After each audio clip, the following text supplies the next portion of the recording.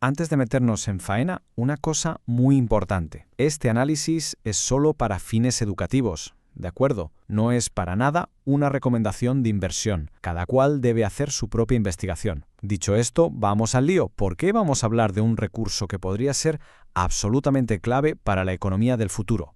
El cobre. Ojo a esta frase. El nuevo petróleo de la transición energética. Es que es potentísima. Así es como muchísimos analistas están empezando a llamar al cobre. Y la verdad lo define a la perfección. Lo coloca como la materia prima, la pieza central, en todo este nuevo puzzle energético mundial. Pensemos un segundo en ese futuro que ya está aquí, ¿no? Coches eléctricos por todas partes, paneles solares en los tejados, redes eléctricas que casi piensan por sí solas. Bueno, pues toda esa revolución, toda esa infraestructura, depende de un único metal que para muchos sigue pasando desapercibido. Es como el ingrediente secreto. Y aquí es donde la historia se pone de verdad interesante. Para que ese futuro eléctrico sea una realidad, vamos a necesitar unas cantidades de cobre, pero astronómicas. Y ahí es donde surge un problema, un desajuste gigantesco que muy poquita gente está viendo venir. Así que, ¿qué vamos a ver en los próximos minutos? Pues este es el plan de vuelo. Primero entenderemos ese gran problema. Después veremos por qué el cobre es tan vital. Luego analizaremos qué oportunidades podría presentar esto. Veremos cómo se puede acceder a este mercado y, lo más importante, hablaremos de riesgos y de cómo invertir con cabeza. Venga, vamos a meternos de lleno en el primer punto. La clave de todo esto está en una balanza que ahora mismo está completamente desequilibrada. Por un lado tenemos una necesidad de cobre futura que es enorme, y por el otro, nuestra capacidad real para sacarlo de la Tierra. Y las cuentas, como vamos a ver, pues no salen. Es que la demanda no viene de un solo sitio. ¿Qué va? Es una tormenta perfecta. Toda la transición energética global se apoya en tecnologías que son, literalmente, devoradoras de cobre. Desde el motor de un coche eléctrico hasta el último cable que conecta una turbina eólica en medio del mar. Y aquí está el quid de la cuestión. Dicho en plata, con las minas que hay hoy en el mundo, no hay cobre suficiente para lo que se viene. Y claro, uno podría pensar, pues que abran más minas. Pero no es tan fácil. No es como abrir un grifo. Encontrar un yacimiento de cobre bueno, conseguir todos los permisos medioambientales, que son muchísimos, y construir la mina puede llevar más de 10 años y costar miles de millones. O sea, la oferta es lenta y rígida, mientras que la demanda está a punto de explotar. Vale, esto nos lleva a una pregunta de cajón. ¿Y por qué tanto lío con el cobre? ¿No hay otro metal que pueda hacer el trabajo? ¿Qué tiene de especial para ser el protagonista silencioso de toda esta película? Pues la respuesta está en la física pura y dura. El cobre es sencillamente uno de los mejores materiales del planeta para conducir la electricidad. Es un campeón. Solo le gana la plata, pero claro, la plata es muchísimo más cara. Así que, por su eficiencia, su precio y su durabilidad, hoy por hoy es prácticamente insustituible.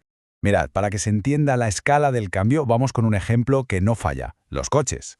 Un coche de gasolina normal y corriente lleva de media unos 20 kilitos de cobre.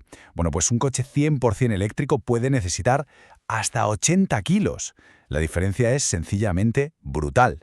4 veces más. Quedémonos con ese número. Por cada coche de combustión que sustituimos por uno eléctrico, la necesidad de cobre se multiplica por 4.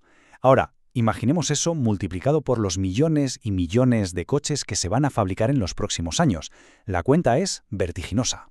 Y claro, siempre que hay un desajuste tan grande entre lo que se necesita y lo que hay, pues se abre una ventana de oportunidad para quien sabe mirar. Porque cuando la demanda aprieta y la oferta no da abasto, los precios tienden a moverse. Pero ojo, esto es importantísimo. El precio de las materias primas no sube en línea recta. Para nada, se mueve en grandes ciclos, como una montaña rusa, que pueden durar años. Hay épocas de subidas fuertes, seguidas de épocas de bajadas o de estancamiento, y el cobre, por supuesto, sigue ese mismo patrón. Desde un punto de vista más técnico, las analistas se han fijado en que el precio del cobre lleva tiempo como chocando contra un techo invisible. Si consigue romper ese techo, esa resistencia, con fuerza y de forma sólida, muchos creen que podría ser la señal de que está listo para empezar un nuevo gran ciclo de subidas. Vale, la teoría está clara, pero vamos a la práctica. Si alguien considera que esta idea tiene sentido, ¿cómo puede exponerse al cobre? Vamos a ver 3 caminos, digamos, del más sencillo al más complejo. La primera opción, la más directa, es a través de ETFs que siguen el precio del metal. Es como si compraras un trocito de un gran almacén lleno de cobre, pero de forma virtual. La segunda es invertir en acciones de empresas mineras. Aquí no se invierte en el metal directamente, sino en el negocio de sacarlo de la tierra. Y la tercera, ya para perfiles más avanzados, son los futuros.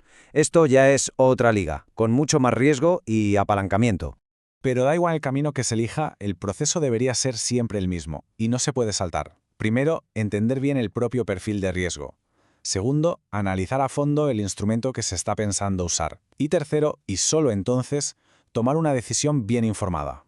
Y oye, un pequeño paréntesis. Si este tipo de análisis más a fondo os resulta útil y os aporta valor, pues un gesto tan sencillo como suscribirse al canal y activar las notificaciones nos ayuda un montón a poder seguir creando más contenido para toda la comunidad de Invertir con Inteligencia.